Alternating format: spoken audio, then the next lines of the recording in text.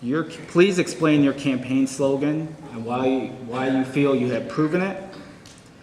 And second, you were elected 4 years ago to be judge of the city. You resigned from that position to run for mayor. Please explain that thought process and how you left the city.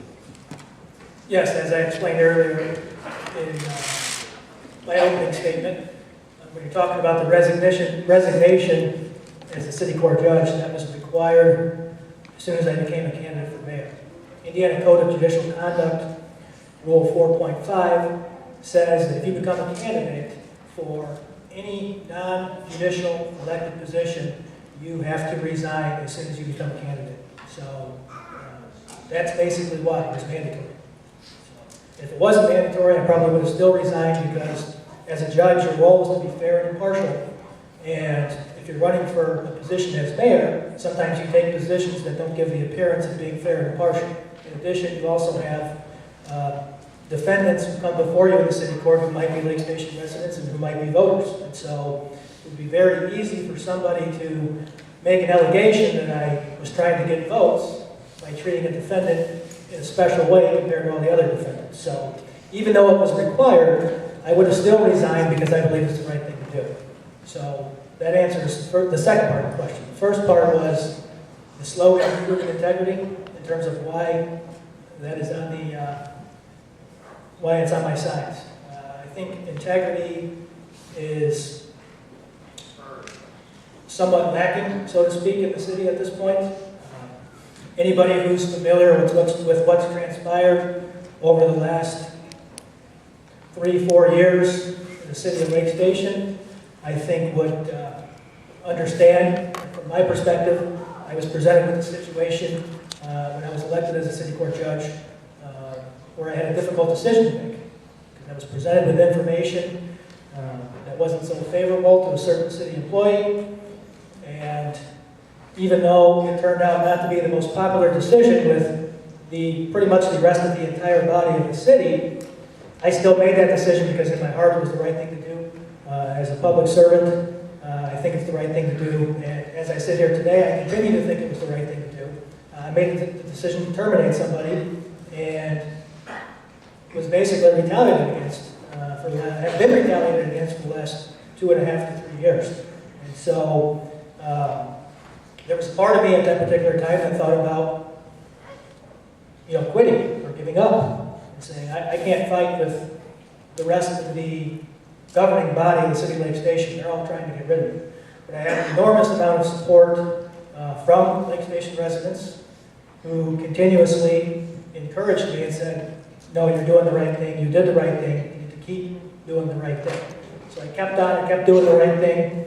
Ultimately, FBI got involved in the city of Lake Station. Ultimately, the person that was terminated from the city court was federally indicted for stealing money.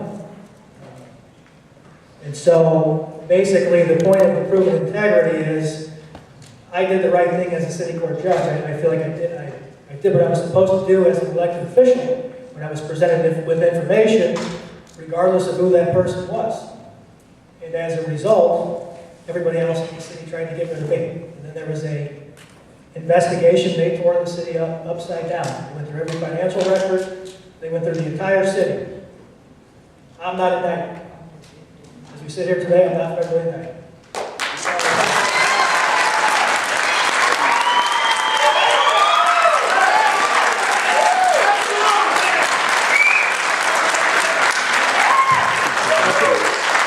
Okay, Mr. Gutzmer, integrity and trust have been raised as campaign issues in this election.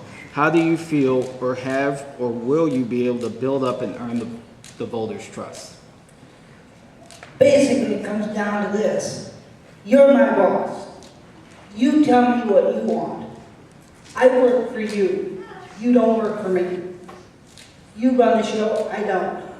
You tell me what you want, and I do my best to get it done. Just like any other elected official that's supposed to do their job correctly.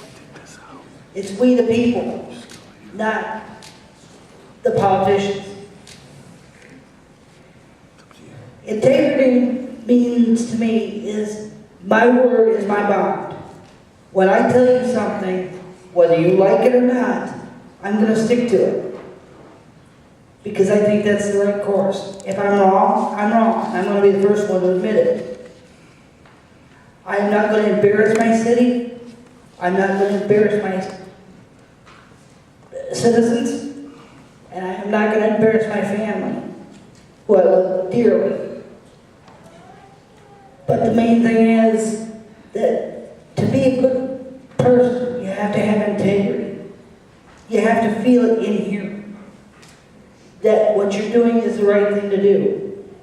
And I've seen too much in this last 4 or 5 years that makes me feel that in some places in the city, we don't have integrity. We say what's popular, but not what's right. We do what's popular, but what's not right. Just because it's popular doesn't make it right. As elected officials, we're held to a higher standard maybe than a regular person. 30 seconds. We need to bring the dignity back to City Hall.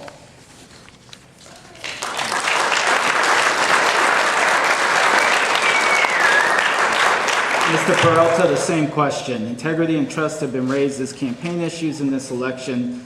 How do you feel you have or will be able to build up and earn the voters' trust? First of all, my cards that I drafted up, it says now's the time. Now's the time to change. We need new management. It's been misused and abused. And I would definitely pull in the right resources to guide us in how we spend our money, whatever money's left. And I would like to know more worth of money that has been drawn on with bonds that we don't understand. Are they interest bonds? Are they free bonds? How much time do we have to pay off these bonds? What's the time limit? What's the burden on each resident here? You think about it, about your grandchildren and your children. It's on their backs because you're going to be gone. And this money that's been abused and misused, it's hurting all of us. I want to bring in decent wages, and one way to bring in decent wages is because of the crossroads roads of Lake Station being the main artery for the Midwest. We have land and corporations, like I mentioned before, that are willing to move in here. All we have to do is make it appealing with the proper marketing management in there to put money back in everybody's hands here and lower the resources that we have to pay out extremely high. And we can tweak our police department and other departments that have to be tweaked now. Leadership on some of our police department has to go. Leadership has to go. And I've been in law enforcement all my life. And some of the stuff, there's some good officers on the street, but there's bad apples too. And I would like to see some of that tweaked up a little bit more. Thank you. Mr. Ostrander, the same question. Integrity and trust have been raised as campaign issues in this election. How do you feel you have or will be able to build up and earn the voters' trust?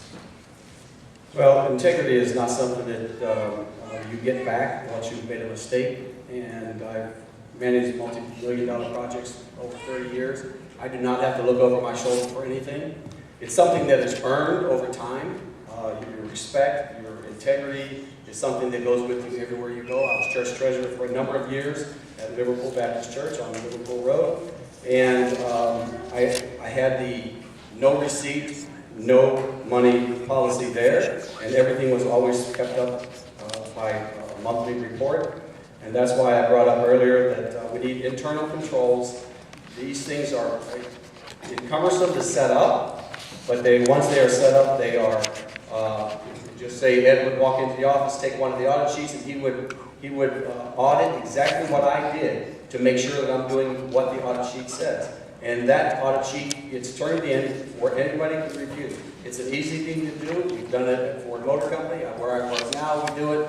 I'm closely involved with that. It prevents people from making errors and making sure they don't do it their way, the way the city wants it.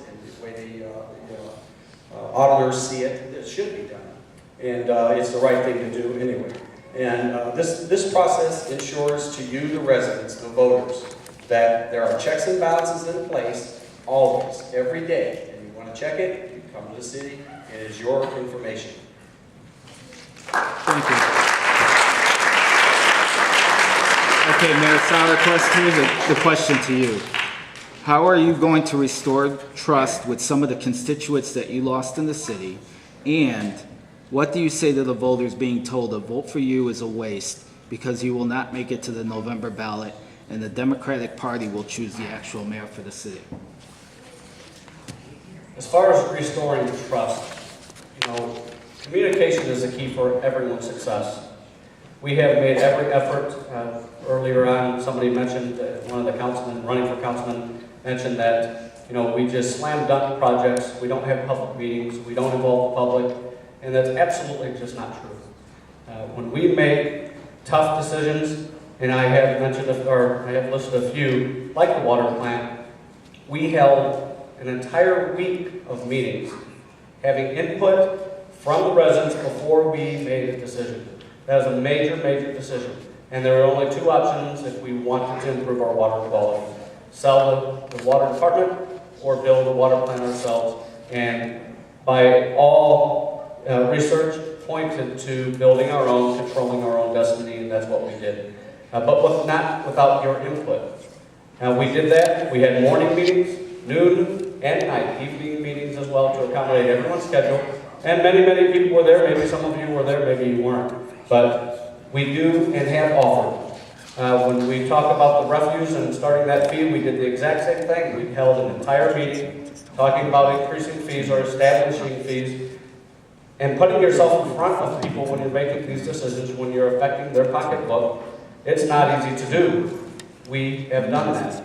And, when you're talking about the disaster in the finance issues within the city, if we didn't do the refuse and didn't take that $1 million tax burden off our budget, we absolutely would have been a distressed unit. Possibly, we can't file bankruptcy because that's against the state of Indiana's laws. But I will tell you that we would have been downstate with the city of Gary filing as a distressed unit. So my point on trust, we can reach out, offer many meetings, monthly newsletters to try to help that communication and have an open door policy.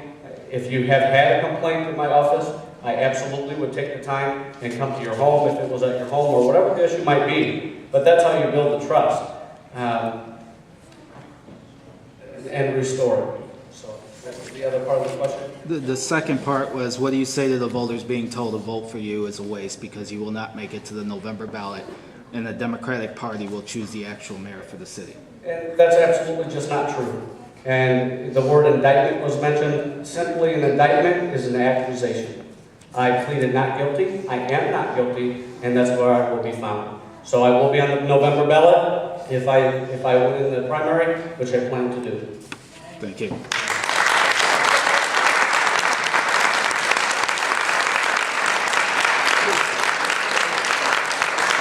Okay, the next question, because we're running short on time, so we're going to only give you about a minute to answer. We've allowed some of the answers go in 3 and 4 minute range, so you're going to have a minute. Right now, there's a lot of talk. I'm sure you've heard of the River Force referendum, and potentially Edison could have one on the next ballot. What is your position on these tax increases for Lake Station residents to support the school system?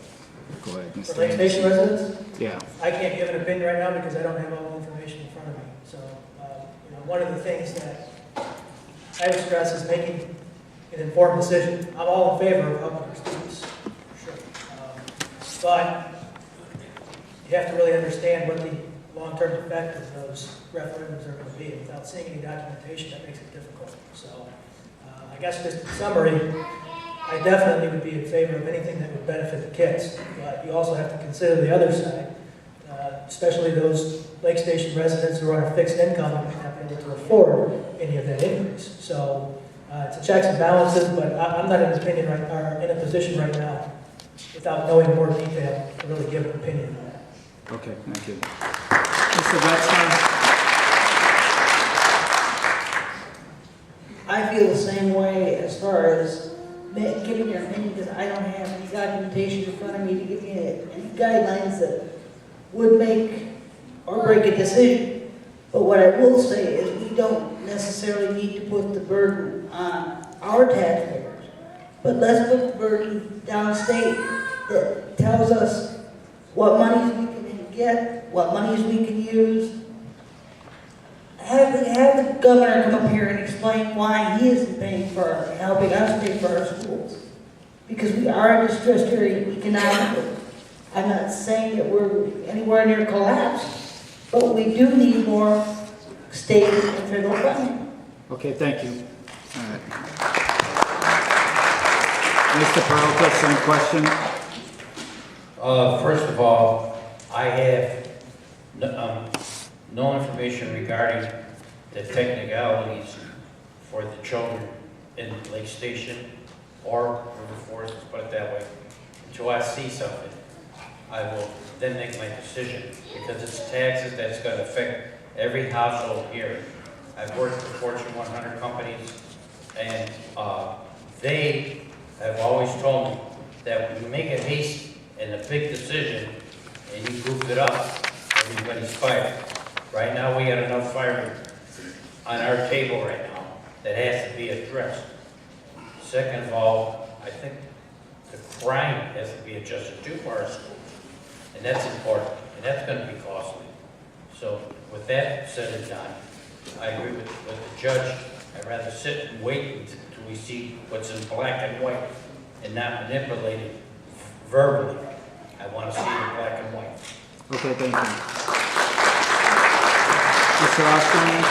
Yes, for myself, I will vote yes for the referendum, only because approximately $750,000 has been cut, but that does not mean that everyone should just vote yes because of someone else. You need to study the formula. I figured out at least sometime today it was about under $170 for me for a year, and I can live with that, but we all have to make that decision. But a lot of things have been cut out at River Forest, and more things will be cut out at River Forest and then here at Edison High School in the near future if it comes over this way. And it's an unfortunate thing, but it's honest right now. So for Ray Ostrander, he will vote yes for the referendum.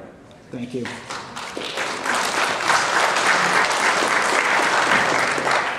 It is rather difficult to sit here and say we're in favor of or against something without all the facts. I have also spoke to some River Forest executives and tried to get some input from them as far as how this is going to affect. And Ray just confirmed it would cost him about $170 a year. Personally, I would also vote for the referendum. I don't live in the River Forest district. My mother does, however, and I have to be aware how that's going to affect her taxes. But I'm sure my mother gets different credits than Ray. So I don't think my mom would be paying